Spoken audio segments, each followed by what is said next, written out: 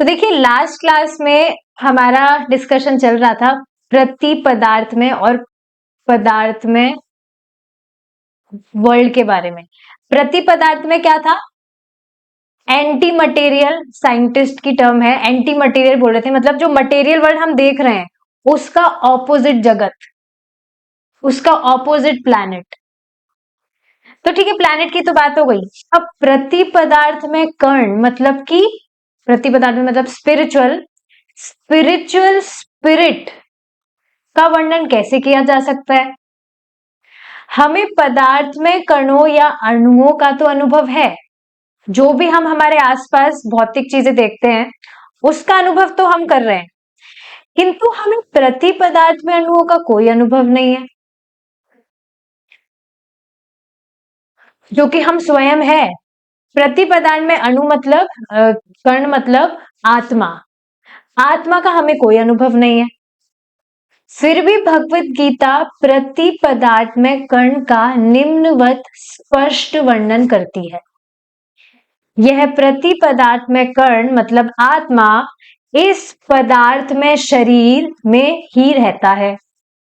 इस प्रति पदार्थ में कण की उपस्थिति के कारण यह पदार्थ में शरीर विकास क्रम में बाल्यकाल से किशोर अवस्था, किशोर अवस्था से युवावस्था व उसके बाद वृद्धावस्था तक बदलता रहता है। तो ये चीज स्पष्ट है, आप देखेंगे हर क्षण हमारा शरीर परिवर्तित हो रहा है।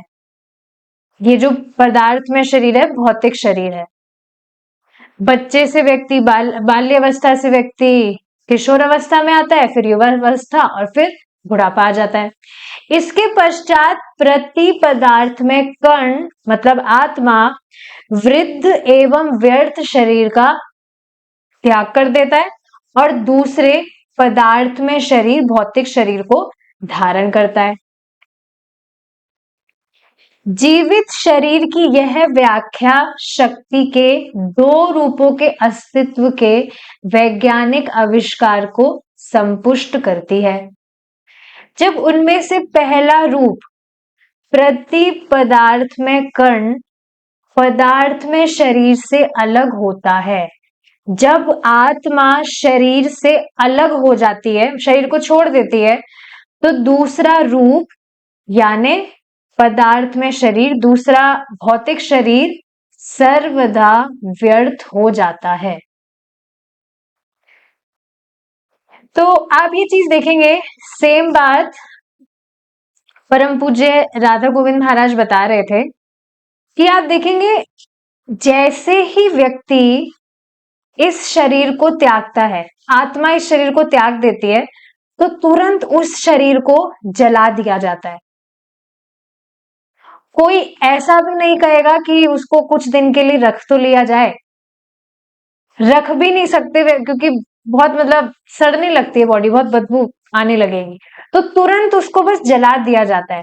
और महाराज बता रहे थे कि उसमें इस तरह की चीजें भी लगाई जाती है ताकि वो जल्द से जल्द जल जाए, ज्यादा समय ना लगाए। बेसिकली महाराज समझाने का क्या प्रयास कर रहे थे कि जो भी व्यक्ति है वह अगर किसी व्यक्ति से प्रेम कर रहा है तो वास्तव में वह कृष्ण से ही प्रेम कर रहा है, क्योंकि देह में जीवात्मा के साथ साथ भगवान भी परमात्मा के रूप में विराजित रहते हैं, निवास करते हैं, और वास्तव में इस बॉडी की कुछ भी वैल्यू नहीं है, उस बॉडी में आत्मा की ही वैल्यू है। तभी जैसे ही आत्मा निकलती है, छूट जाता है, मतलब शरीर छोड़ देती है, तो फिर वो शरीर तो अभी भी तुम्हारे सामने ही रखा है जिससे तुम बहुत प्रेम कर रहे थे। अब चाहे से व्यक्ति इस बात को समझ भी ना पा रहा हो, लेकिन अगर थोड़ा भी सचेत होगा तो तुरंत वह इस बात को समझ जाएगा कि हाँ, मैं ये शरीर तो नहीं हूं, या जिनको भी मैं देख रहा हूं सभी आत्मा है। अगर शरीर होते तो वो तो अभी भी हमारे सामने ही है, पर क्योंकि आत्मा उसमें से निकल गई है तो फिर वह वहां शरीर सिर्फ रह गया है। मरने की डेफिनेशन भी लोगों को क्लियर नहीं होगी, आप देखेंगे कंफ्यूज हो जाएंगे लोग अगर आप इस तरह से उनसे कुछ कभी बात करेंगे तो। मरने का मतलब क्या होता है? भाई जिस शरीर से तुम बातें कर रहे थे वो तो अभी भी वहीं पर ही है, पर आत्मा उसमें से निकल गई है, इस वजह से अब वो शरीर व्यर्थ का हो गया है। तो यही बात यहाँ पर प्रभुपाद जी बता रहे हैं। इस प्रकार प्रति पदार्थ में कर्ण निसंदेह पदार्थ में शक्ति से श्रेष्ठ है। क्लियर है ये चीज? मटेरियल से ज्यादा श्रेष्ठ है स्पिरिचुअल सोल। अतः किसी को भी पदार्थ में शक्ति के विनाश पर रोना नहीं चाहिए। ये बातें बता कौन रहा है? ये बातें साइंटिस्ट नहीं बता रहे हैं, ये बातें प्रभुपाद जी शास्त्र के आधार पर बता रहे हैं। आप सोचिए अगर साइंटिस्ट को ये बातें पता होती तो अभी भक्ति नहीं कर रहे होते भगवान की, या चलिए छोड़िए भक्ति भी अगर नहीं कर रहे होते तो कम से कम भोगों को त्याग कर, जैसे बाकी लोग करते हैं कुछ भी तपस्या वगैरह, उसमें नहीं लग जाते मुक्ति के प्रयास के लिए। पर वे इस चीज को जान ही नहीं पाते हैं, इस वजह से ऐसी थ्योरियों में पड़े, रिसर्चेस में पड़े हुए हैं। तो ये बात समझ रहे हैं आप कि यहाँ पर जो बात बताई जा रही है, सब प्रकार के इंद्रिय अनुभव अनुभव गर्म और ठंडे, सुख और दुख मात्र पदार्थ में शक्ति के ही परस्पर कार्य है, जो कि ऋतु परिवर्तन की भांति आते हैं और चले जाते हैं, मौसम की तरह। ऐसे भौतिक अंतर कार्य के क्षणिक प्राकट्य या लुप्त होने से यह सिद्ध होता है कि यह पदार्थ में शरीर उस पदार्थ में शक्ति से निर्मित है जो जीव शक्ति से निम्न है। अब देखिए यहाँ पर एक बात समझने वाली क्या है, जब यहाँ पर कहा जा रहा है निम्न है, तो ये नहीं समझना चाहिए निम्न मतलब पुअर। भगवान कृष्ण का कुछ भी निम्न हो ही नहीं सकता है। तो ये जो दो शक्तियों की भी बात की जा रही है, निम्न किस रेफरेंस में बताया जा रहा है? कुछ भी आप देखें, कोई भी वस्तु अगर श्रेष्ठ है तो उससे कोई अगर दूसरी वस्तु नीचे होगी तो वह उससे निम्न ही बोली जाएगी।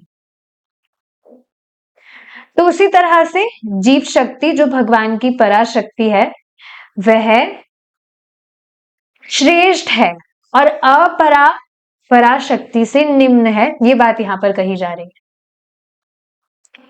कोई भी बुद्धिमान पुरुष जो सुख और दुख से चिंतित नहीं है, यह जानकर कि ये दोनों निम्न शक्ति के ही विभिन्न भौतिक रूप है और निम्नतर शक्ति की परस्पर क्रिया से ही उत्पन्न हुए हैं, वह उस प्रति पदार्थ में संसार को पुनः प्राप्त करने में समर्थ होता है।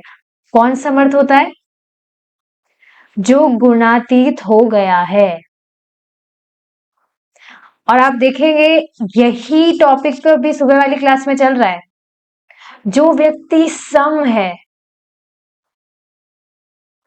आप ये बात देखेंगे, अगर आप टॉलरेंट हो गए, कुछ भी एक्सटर्नल फैक्टर्स आपको नहीं सता रहे, तो वह भी कितना ज्यादा सुखमय है कि आपको बाहर की चीजें कुछ सता ही नहीं रही है। नहीं तो हमारी परेशानी के कारण ही तो हम दुखी हो जाते हैं ना, अरे बाहर की चीजें ये परेशान कर रही है, वो परेशानी आ गई, वे परेशानी आ गई, तभी तो दुखी हो जाते हैं। पर कुछ भी सुख दुख कुछ भी आए जा रहा है एंड यू आर चिल, कुछ फर्क नहीं पड़ रहा है, तो ये वास्तव में मुक्त अवस्था ही तो है। बाहर के एक्सटर्नल फैक्टर्स कुछ भी हमें अफेक्ट ही नहीं कर रहे हैं। बहुत ही सुंदर बात प्रभु जी ने आज की क्लास में बताई थी कि हमारे इर्द गिर्द हम जो भी वस्तुएं देखते हैं, हम वास्तव में उन पर निर्भर है ही नहीं, हमारा अस्तित्व उन पर निर्भर है ही नहीं। ये लाइन प्रभु जी ने कही थी। कितनी डीप लाइन है ना, अगर इस पर विचार किया जाए तो। कुछ भी हम आसपास देख रहे हैं, जितना हम डिपेंडेंट अपने आप को मानते हैं कि ये नहीं होगा तो कैसे ही चलेगा हमारा अस्तित्व उन चीजों पर निर्भर करता ही नहीं है। और सोचिए ये बात किसी व्यक्ति को समझ आ जाए वो कितना ज्यादा चिल वह रहेगा। परेशान होने का तो कोई स्कोप ही नहीं है। और आप स्वयं देखेंगे ना, पहले की हमारी जो भी बहुत सारी आदतें थी जिसके हम आदी थे, रह ही नहीं सकते, जिसको हम हमारे बहुत बड़े सुख का कारण मान रहे थे, अब जब वो आदतें छूट गई है, ऑलरेडी आप कितना अपने आप को फ्री महसूस करते हैं, जैसे बोझा सा उतर गया हो। जैसे मुझे बहुत ज्यादा कपड़ों का एडिक्शन था, ये कपड़ा चाहिए, वो कपड़ा चाहिए, इतना ज्यादा मतलब।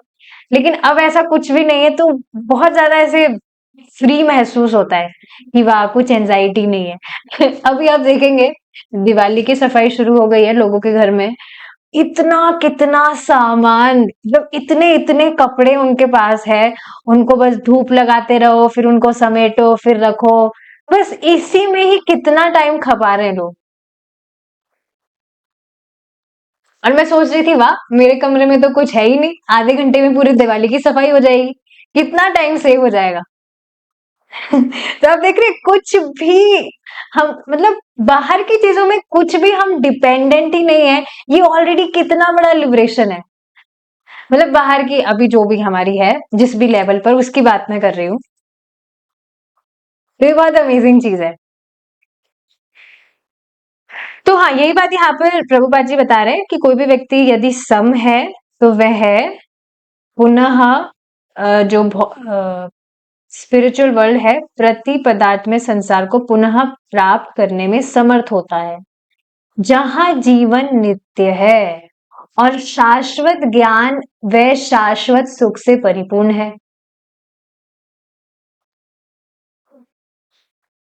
यहाँ प्रति पदार्थ में जगत की चर्चा की गई है। इसके अतिरिक्त यह भी बताया गया है कि प्रति पदार्थ में जगत में कोई मौसमी उतार चढ़ाव नहीं है। आप सोचिए, यहाँ पर हमें गर्मी झेलनी पड़ती है, या ठंड, मतलब झेलनी मतलब बचने के लिए हम कूलर पंखा चला लेंगे कुछ, या सर्दी, सर्दी से बचाव के लिए कुछ स्वेटर वगैरह पहन लेंगे, या आप देखेंगे बारिश, अभी आप देखेंगे कुछ टाइम पहले कितनी ज्यादा बारिश हो रही थी, इतनी ज्यादा बारिश हो रही थी, बस रुक ही नहीं रही थी। And I was literally very much irritated कि क्या बारिश पे बारिश, बस बारिश ही बारिश हुए जा रही है, हुए जा रही है, हुए जा रही है, और सूर्य देव तो दिख ही नहीं रहे हैं। सच में उस टाइम पर इतनी ज्यादा स्ट्रॉन्ग फीलिंग आ रही थी कि कितने ज्यादा हेल्पलेस है हम, कुछ भी नहीं कर सकते हैं, बस हम टॉलरेट कर सकते हैं, सह सकते हैं, इसके अलावा कुछ नहीं।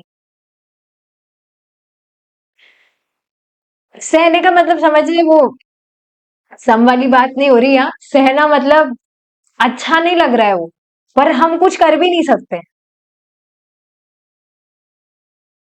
लेकिन स्पिरिचुअल वर्ल्ड में प्रति पदार्थ में जगत में कोई मौसमी उतार चढ़ाव नहीं है। वहां प्रत्येक वस्तु शाश्वत, आनंददायक एवं ज्ञानपूर्ण है।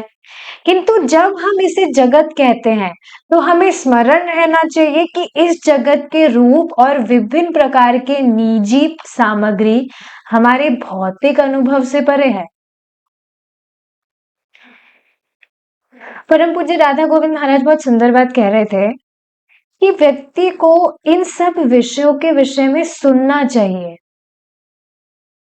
कम से कम जब तक वह जानेगा ही नहीं कि ऐसा कोई जगत भी है जहां पर कोई कुंठा नहीं है, तो ऐसे जगत के विषय में सुनकर ही उसकी कुछ उत्कंठा जागृत होगी कि वाह, कितना बढ़िया जगत है। आप सोचिए ना, कभी कभी जैसे बताया जाता है आध्यात्मिक जगत के विषय में कि वहां पर इस तरह से सब भगवान के साथ रहते हैं, भगवान के साथ में इस तरह से रेसिप्रोकेट करते हैं, भगवान के लिए खाना बनाते हैं, जो भी सारी चीजें हैं हम सब कुछ सुनते हैं। भगवान की जो लीलाएं होती है उसमें हम व्यक्तिगत रूप से पार्टिसिपेट कर सकते हैं, भगवान हमारे सामने होंगे, कितना ज्यादा अमेजिंग लगता है। मन करता है ना कि वाह, कब जाएंगे हम, मन करता है कि हम वहां जाएं।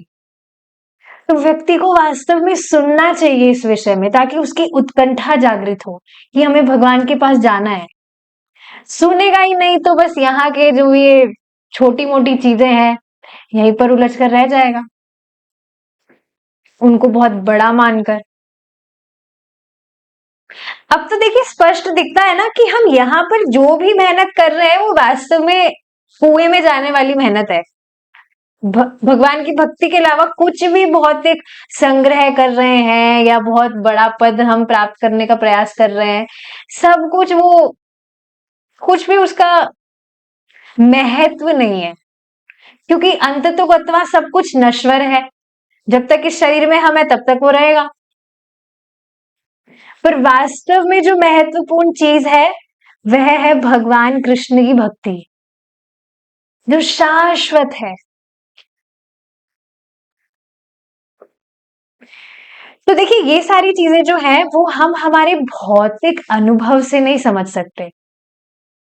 जैसे अब यहाँ पर देखिए मौसम की बात हो रही है, तो अब यहाँ पर तो हम क्या अनुभव करते हैं, गर्मी होती है, सर्दी होती है, बारिश होती है, और वहां ऐसा नहीं कि वहां बारिश वगैरह नहीं होती हो, पर यहाँ हमें जो सताती है ना, सहन करना पड़ता है। सुबह अब सर्दी होगी तो सुबह कितना ज्यादा मतलब खींचना पड़ेगा, अरे सर्दी है, सुबह उठो, स्नान करो, कितना ज्यादा खींचना पड़ेगा। एटलीस्ट मुझे बहुत खींचना पड़ता है, लाइक मेरी बॉडी इस तरह की है जिसमें बहुत ज्यादा सर्दी लगती है, मुझे बहुत ज्यादा ठंड लगती है, मुझे सर्दियां बिल्कुल पसंद नहीं है। पर यहाँ पर आप देख रहे हैं ये सारी चीजें हमें सताती है, पर भगवान के जगत में ऐसा कुछ भी नहीं है, और हम इसकी धारणा भी नहीं कर सकते कि ऐसा कैसे हो सकता है। जैसे अभी 2 दिन पहले डिस्कशन चल रहा था, उसमें प्रभु जी बता रहे थे कि वहां पर भगवान के धाम में जो रसगुल्ला है वो भी एक व्यक्ति है, और भगवान उसको खाते हैं। अब सोचिए हम इसकी कैसे धारणा कर सकते हैं कि किसी जीवात्मा को भगवान खा जाते हैं। बिल्कुल हमारे हमारे अनुभव से बिल्कुल परे हैं ये सारी चीजें। हम तो यहाँ पर क्या देखते हैं, हम कुछ खा रहे हैं तो वो ट्रांसफॉर्म हो जाता है, हम तो ये सारी चीजें जानते हैं। तो यही बात प्रभुपाद जी बता रहे हैं कि ठीक है, हम सुनते हैं कि इतनी अमेजिंग जगह है वो, लेकिन हमारे भौतिक अनुभव से परे है। पदार्थ में शरीर नाशवान है और इसलिए यह परिवर्तनशील व क्षणभंगुर है। परिवर्तनशील, हर वक्त हर क्षण परिवर्तित हो रहा है और टेम्पररी है। इसी प्रकार पदार्थ में संसार भी। तो जो भी गुण हमारे भौतिक शरीर के हैं या अवगुण कहिए, वही गुण इस मटेरियल वर्ल्ड के भी है, भौतिक संसार के भी है। ये भी हर क्षण परिवर्तित हो रहा है, यह भी टेम्पररी है, नाशवान है। किंतु प्रति पदार्थ में जीव शक्ति अविनाशी है। आत्मा की बात हो रही है, इसलिए यह चिरस्थायी है। कुशल वैज्ञानिकों ने पदार्थ में व प्रति पदार्थ में कणों के विभिन्न गुणों को क्रमशः अनित्य व नित्य कहा है। ठीक है, ये बात तो ठीक है कि जो पदार्थ में मतलब भौतिक जो चीजें हैं वह अनित्य है, हमेशा के लिए रहने वाली नहीं है, और इसकी जो ऑपोजिट है, अब ऑपोजिट है तो मतलब वो हमेशा के लिए रहेगी। ये लोग धारणा इस तरह से कर रहे हैं कि मटेरियल वर्ल्ड में हम जो चीजें देख रहे हैं ना, उसका ऑपोजिट है एंटी मटेरियल। ये थ्योरी है इन लोगों की, पर ऐसा नहीं है। हर मतलब हर विषय में पदार्थ के दो प्रकारों के आविष्कारकों को प्रति पदार्थ के गुणों को अभी ढूंढना है, किंतु भगवत गीता में निम्न रूपेण इसका एक स्पष्ट वर्णन पूर्णतः उपलब्ध है। वैज्ञानिक इस मूल्यवान सूचना के आधार पर आगे खोज कर सकते हैं। प्रति पदार्थ में कण सूक्ष्मतम पदार्थ में कणों से अधिक सूक्ष्म है। क्या मतलब है इस चीज का? इस जगत में हम जो भी वस्तुएं हमारे आसपास में देखते हैं उसका कुछ ना कुछ रूप होता है, जिसको हम स्पष्ट देख सकते हैं। लेकिन आत्मा का इन सभी रूपों से बहुत अधिक, साइज की बात हो रही है एक्चुअली, बहुत अधिक सूक्ष्म साइज है, चींटी से भी छोटा, इनफैक्ट डॉट से भी बहुत ज्यादा बारीक। क्या साइज होता है आत्मा का? हमारे बाल के अग्रभाग का 1/10,000 हिस्सा, ये साइज होता है आत्मा का, बहुत ज्यादा सूक्ष्म होती है। तो इस बात को आगे जाके ये लोग इस तरह से रिसर्च कर सकते हैं। यह जीव शक्ति इतनी अधिक शक्तिशाली है कि वह पूरे पदार्थ में शरीर के ऊपर अपना प्रभाव डालती है। आप सोचिए ना, कितनी अद्भुत बात है ये, कि आत्मा का साइज इतना ज्यादा बारीक है, इतना ज्यादा बारीक कि बिल्कुल आप कभी देखे हो, बिल्कुल इतने छोटे छोटे से कीड़े, बहुत ज्यादा छोटे। जैसे अगर आपके कभी अभी थोड़े टाइम पहले दीवार पर कुछ सीलन वगैरह आ गई हो बारिश की वजह से, तो आप देखेंगे उस पर बहुत छोटे छोटे से कुछ इंसेक्ट्स चलते हुए, एकदम बारीक से।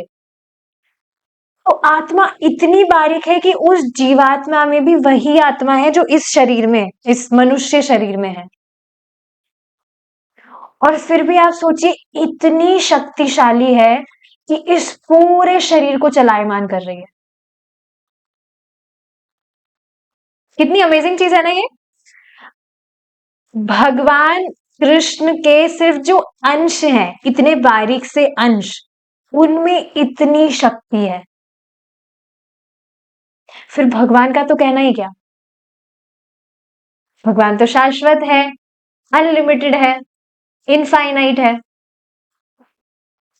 तो इतनी अधिक शक्तिशाली है कि वह पूरे पदार्थ में शरीर के ऊपर अपना प्रभाव डालती है। आप सोचिए, इस जगत में कोई ऐसी, देखिए आपने, कोई चीज जिसका साइज बहुत छोटा सा हो लेकिन वो प्रभाव बहुत बड़ा करती हो। इसका एक एग्जांपल जैसे ले सकते हैं हम, दवा दिखने में बहुत छोटी सी लगती है, लेकिन अगर व्यक्ति उसको ले तो कितना प्रभाव डालती है वह शरीर में। तो सोचिए, एक भौतिक पदार्थ में इतनी शक्ति हो सकती है, तो फिर जीवात्मा का तो कहना ही क्या। और जब जीवात्मा में ऐसी शक्ति है तो फिर भगवान का तो कहना ही क्या, कहमुत्य नाय। ठीक है, पदार्थ में कणों की तुलना में प्रति पदार्थ में कण बहुत शक्ति से परिपूर्ण है, और परिणाम स्वरूप वह नष्ट नहीं हो सकता है।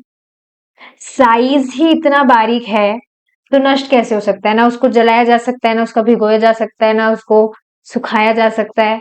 और पहली बात, क्योंकि वह स्पिरिचुअल है, तो भौतिक चीजें तो उसको कुछ स्पर्श ही नहीं कर सकती है।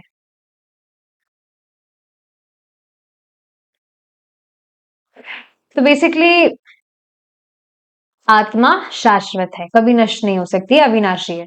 भगवत गीता में प्रति पदार्थ में कण मतलब कि आत्मा के वर्णन का यह केवल शुभारंभ मात्र है, उसे आगे और विस्तृत किया गया है। प्रति पदार्थ में कण का सर्वोत्तम रूप स्थूल और सूक्ष्म पदार्थ शरीरों से बंध है। अब आप देखेंगे काफी सारी चीजें जो है वो रिपीट हो रही है, तो थोड़ा जो क्लास है वो क्विज वाला होना चाहिए, इज इट नॉट? इससे थोड़ा इंटरेस्ट भी बढ़ेगा, और हो सकता है थोड़ी बुक टफ लग रही हो या बोरिंग लग रही हो, तो थोड़ा इंटरेस्ट भी आएगा, थोड़ी बुद्धि चलेगी। तो यहाँ पर देखिए बात हो रही है, प्रति पदार्थ में कण का सर्वोत्तम रूप स्थूल और सूक्ष्म पदार्थ में शरीरों से बंध है। तो क्या होता है ये स्थूल और सूक्ष्म पदार्थ? चैट ओपन है, चैट पर आप बताइए।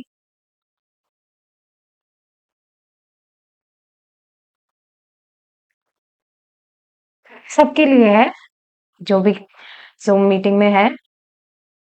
सूक्ष्म और स्थूल शरीरों से बंद है, लॉक है।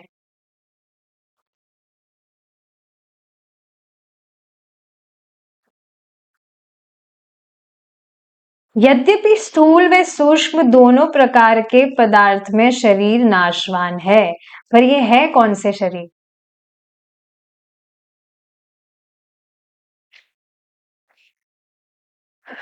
तो देखिए ये बात एकदम स्पष्ट है।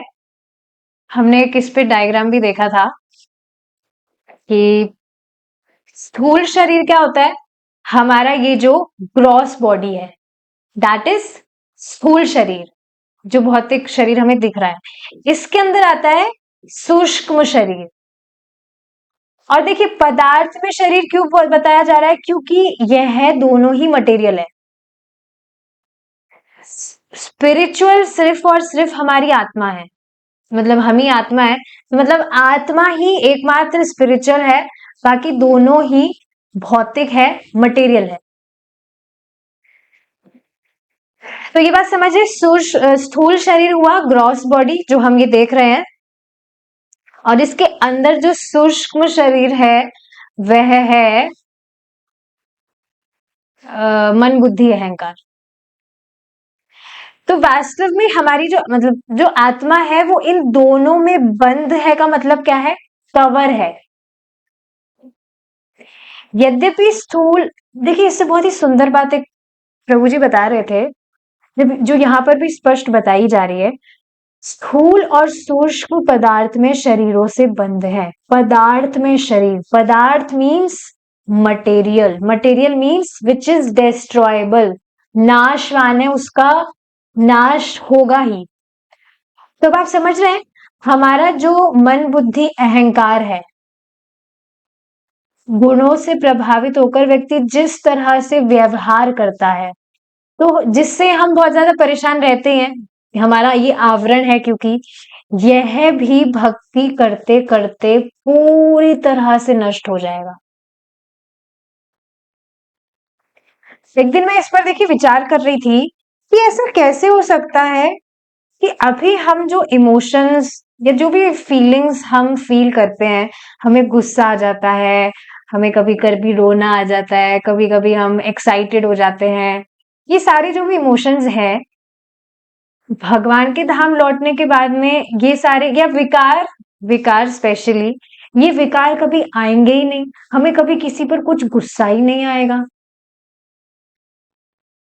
या कभी भी किसी को देखकर कुछ जेलिसी वाली फीलिंग नहीं आएगी। वो सब तो अभी भी नहीं ही आ रहा है, बट काफी सारी चीजें हैं ना।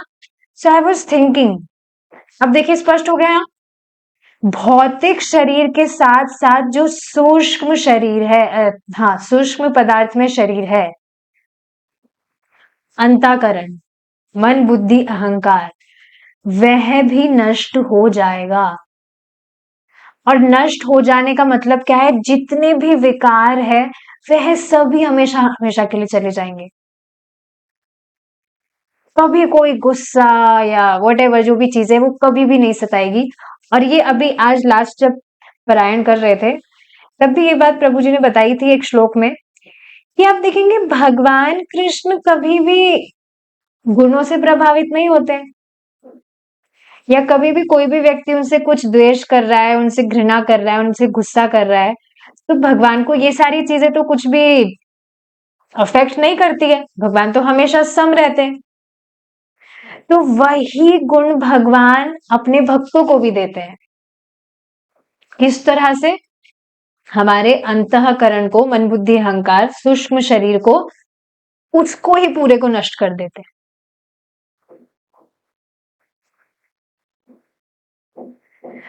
अब देखिए ये जो चीज है ना, ये वैसी नहीं है जैसे हम कांच को नष्ट करते हैं, उसको उस पे हथौड़ा मारा वो टूट गया, वो चीज नहीं है।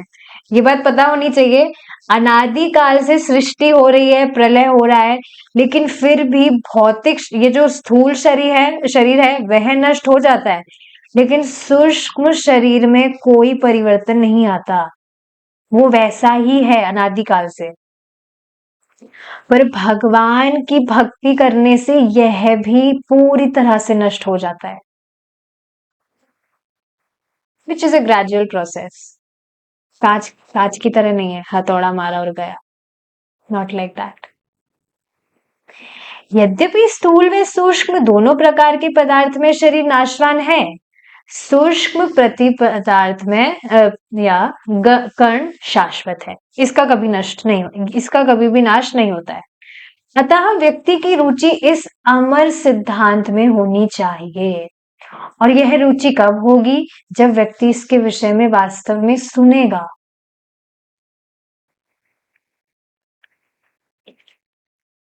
मुझे बहुत अमेजिंग लग रहा है ये चीज, मतलब ये सारी जो चीजें हैं। Teaching program is just amazing. किसी भी व्यक्ति की जो बातें बिल्कुल भी रेंज में नहीं है, अगर आप उन्हें भी प्रचार करते हैं, and if he is sincere, तो सोचिए ना उस व्यक्ति की पूरा जीवन कैसे चेंज हो जाएगा। एक दिन वह भगवान के धाम हमेशा हमेशा के लिए लौट जाएगा। काफी बार मैं इसके विषय में भी सोचती हूँ।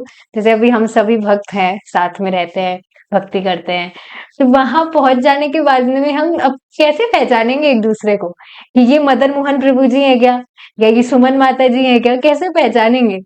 पर होगा ऐसा।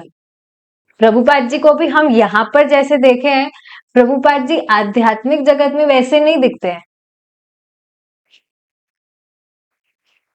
तो ये काफी सारी चीजें जो दिमाग में आती है, जो बहुत अमेजिंग है, आनी चाहिए।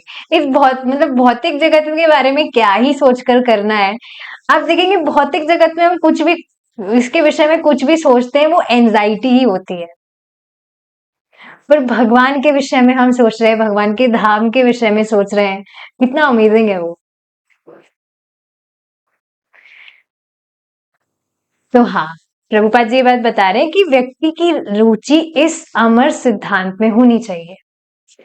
विज्ञान की समसिद्धि तभी होगी जब भौतिक वैज्ञानिकों के लिए प्रति पदार्थ में कण के गुणों को जानना तथा उसे नश्वर भौतिक कणों के संपर्क से मुक्त करवाना संभव होगा।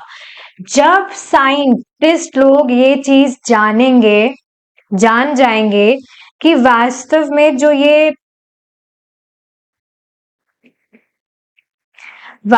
में ये जो प्रति पदार्थ में कण आत्मा है, पहले तो उनके गुणों को जाने कि भाई ये कभी नष्ट ही नहीं हो सकता है, ये हमेशा हमेशा के लिए है, शाश्वत है, इसका साइज क्या है, पहले तो गुणों को जाने।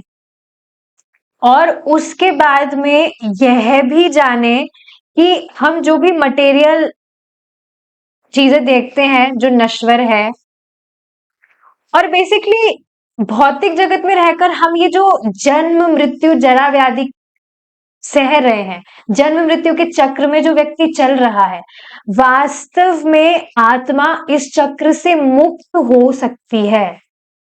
जब ये चीज साइंटिस्ट लोग समझ जाएंगे, तब समझना चाहिए कि हाँ, अब इनकी कुछ रिसर्च सक्सेसफुल हुई है। ऐसी विमुक्ति ही वैज्ञानिक उन्नति की चरम सीमा है।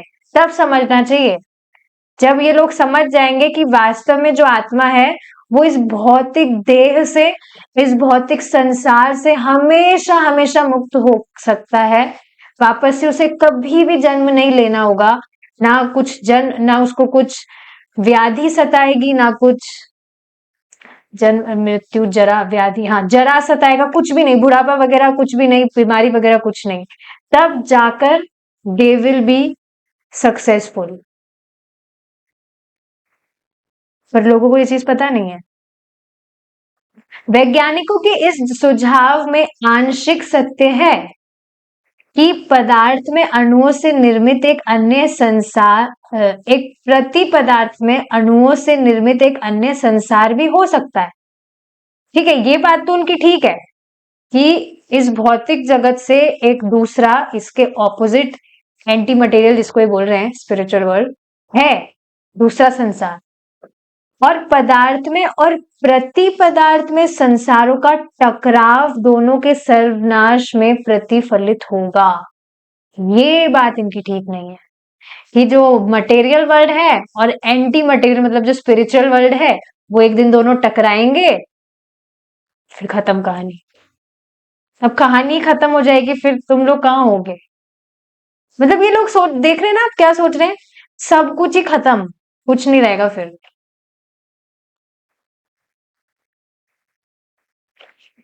एक प्रकार का टकराव तो निरंतर जारी है। कौन सा टकराव है?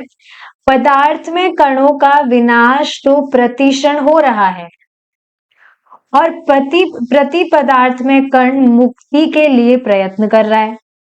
गीता में निम्नवत वर्णित है, ये एक टॉपिक और पढ़ेंगे देन विल स्टॉप। प्रति पदार्थ में कण जो कि जीवात्मा है, आत्मा, भौतिक पदार्थ को कार्य के लिए प्रेरित करता है। समझ रहे बात? इस शरीर में जब आत्मा है तब ही ये बॉडी कुछ काम कर पा रही है, भौतिक पदार्थ को कार्य के लिए प्रेरित कर पा रहा है जीवात्मा, क्योंकि वह उसमें है। यह जीवात्मा सदैव अविनाशी है, कभी नाश नहीं होगा जो आत्मा इसमें है। जब तक यह प्रति पदार्थ में कण, ये प्रति पदार्थ में इतना सर खा गया, ये वर्ड्स बहुत थोड़े कॉम्प्लिकेटेड है, पर अब तो क्लियर हो गया होगा। प्रति पदार्थ में मतलब स्पिरिचुअल, पदार्थ में मतलब मटेरियल। तो प्रति पदार्थ में कण मतलब आत्मा पदार्थ में शक्ति के पिंड में रहता है, जिसे स्थूल व सूक्ष्म शरीर के नामों से जाना जाता है। तब तक वह सत्ता एक जीवित इकाई के रूप में विद्यमान रहती है। क्लियर है ये चीज? दो कणों के निरंतर टकराव में प्रति पदार्थ में कण का कभी विनाश नहीं होता है। अब आप देख रहे हैं यहां पर इनकी थ्योरी कैसे फॉल्स हो गई। इनकी थ्योरी है मटेरियल और एंटी मटेरियल वर्ल्ड या कुछ भी कण अणु जो भी है, जब वो साथ में टकराएंगे तो विस्फोट हो जाएगा, सब कुछ तहस नहस हो जाएगा, नष्ट हो जाएगा। लेकिन अभी भी तो जो मटेरियल, जो पदार्थ में शक्ति है, पदार्थ में कण है, इसमें ऑलरेडी प्रति पदार्थ में कण है तो सही। दो कणों का निरंतर टकराव हो तो रहा है, मतलब ऑलरेडी साथ में है तो सही है भौतिक शरीर, और इसके अंदर ही है प्रति पदार्थ में कण। लेकिन फिर भी कुछ भी विनाश नहीं हो रहा है। क्यों? क्योंकि कभी भी प्रति पदार्थ में कण आत्मा का कभी विनाश हो ही नहीं सकता है। कोई भी व्यक्ति किसी भी समय भूत, वर्तमान या भविष्य काल में इस प्रति पदार्थ में कण का विनाश नहीं कर सकता है, पॉसिबल ही नहीं है, क्योंकि आत्मा शाश्वत है, भगवान शाश्वत है, हम भगवान के अंश हैं, तो वह क्वालिटी हम में भी है। अतः हम सोचते, जैसे एग्जाम्पल से समझिए, एक कोई सोने का पर्वत है, सोने का पर्वत है वो, और उसका ही उसमें से एक अंश निकाल दिया गया, तो जो छोटा सा अंश है उसकी क्वालिटी और साइज की बात नहीं हो रही है, क्वालिटी की बात हो रही है। वो छोटा सा अंश भी सोना ही कहलाया जाएगा, सोना मतलब गोल्ड, और वह पर्वत तो सोना है ही, तो क्वालिटी दोनों की तो सेम है। तो उसी तरह से भगवान शाश्वत है, अविनाशी है, उसी तरह से भगवान के जो अंश है वह भी भगवान की ही क्वालिटी रखते हैं, शाश्वत और अविनाशी है। हमने भौतिक जो एग्जांपल लिया था उसमें तो फिर भी जो पहाड़ है उसका तो कम हो जाएगी मात्रा, उसमें से अगर कुछ हम निकाल लेंगे तो, लेकिन भगवान में ऐसा नहीं होता है। कृष्णा इज इनफाइनाइट, भगवान कम नहीं होते हैं। ठीक है, तो कभी भी विनाश नहीं कर सकता। अतः हम सोचते हैं कि हम सिद्धांत जो यह स्थापित करता है कि पदार्थ में और प्रति पदार्थ में संसारों के टकराव पर दोनों लोगों का विनाश होगा, केवल वैज्ञानिक की प्रति पदार्थ संबंधी सीमित परिभाषा के परिप्रेक्ष्य में ही उचित है। लिमिटेड बुद्धि से लोग ये सारी सोच रहे हैं, तो उनकी थ्योरी में ये ठीक है, पर वास्तव में ये बात ठीक नहीं है। भगवत गीता अविनाशी प्रति पदार्थ में कण मतलब कि आत्मा के स्वभाव को इस प्रकार वर्णित करती है। सूक्ष्म एवं अपरिमेय प्रति पदार्थ में कण सदैव अविनाशी, नित्य एवं शाश्वत है। काल उपरांत यह पदार्थ में कणों के बंधन से मुक्त हो जाता है। यही सिद्धांत पदार्थ में व प्रति पदार्थ में संसारों पर भी लागू है। चलिए अब इस टॉपिक को हम डिटेल में, अगर भगवान ने चाहा तो, हमारी नेक्स्ट क्लास में डिस्कस करेंगे। We will stop here now. Hare Krishna. जय श्रीला प्रभुपाद।